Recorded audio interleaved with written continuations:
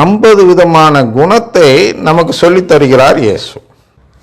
அதில் ஒரு குணம் தான் இந்த குணம்.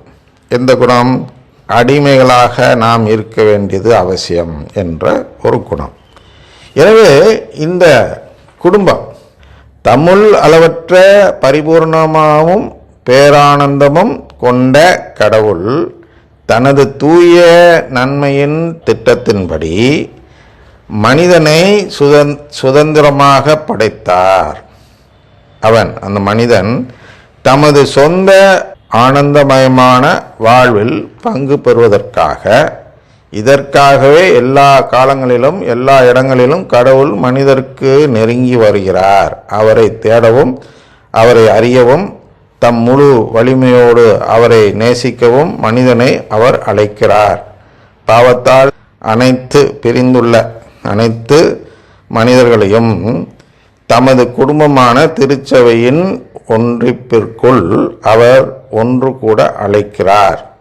இதை நிறைவேற்றுவதற்காக காலத்தின் நிறைவு வந்தபோது கடவுள் தமது மகனை மீட்பராகவும் இரட்சகராகவும் அனுப்பினார்.